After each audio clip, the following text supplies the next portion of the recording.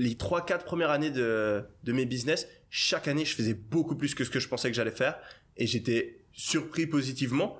Et du coup, ça amène aussi un peu du stress où t'as ton truc qui croît plus vite que ce que tu penses que ça allait croître. Mais, c'est ce que je kiffe. J'adore, j'aime, justement, j'ai été confronté très tôt dans ma vie, que ce soit à travers le sport ou ensuite à travers l'armée, à devoir gérer des situations compliquées. Mais je sais que j'en ressors grandi et j'en ressors accompli. Il y a plein de gens, quand on parle de confort, il y a plein de gens, ils cherchent le confort. Moi, je cherche l'inconfort parce que je sais qu'à travers l'inconfort, je me sens ensuite accompli. Et moi, c'est ce sentiment d'accomplissement qui me fait kiffer.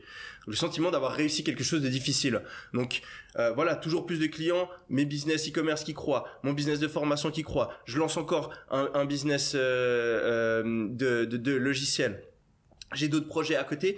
C'est souvent, je me sens submergé, mais je kiffe. Je préfère de loin avoir trop de trucs à gérer et devoir un peu courir dans tous les sens, être le plus productif possible, devoir recruter des gens, mettre des process en place, peut-être foirer des trucs parce que j'ai trop de trucs sur mon assiette et que j'arrive pas à tout gérer en même temps. Mais au moins j'apprends. Et être challengé, c'est vraiment ça que je kiffe. Donc et justement aujourd'hui un de mes plus grands challenges c'est que au début ça décolle, ça croît très vite et après tu t'arrives à la fin d'un cycle où ça commence à ralentir. Moi mes business fonctionnent très bien aujourd'hui mais j'ai plus une croissance explosive comme j'avais où chaque année je fais le double, le triple. C'est en train de se stabiliser comme tout business mature et je fais du plus 10, plus 20, plus 30% à l'année maximum. Mais ça m'intéresse moins. Je trouve ça un petit peu, je suis pas le mec qui aime optimiser les moindres trucs, j'aime bien faire des gros bonds.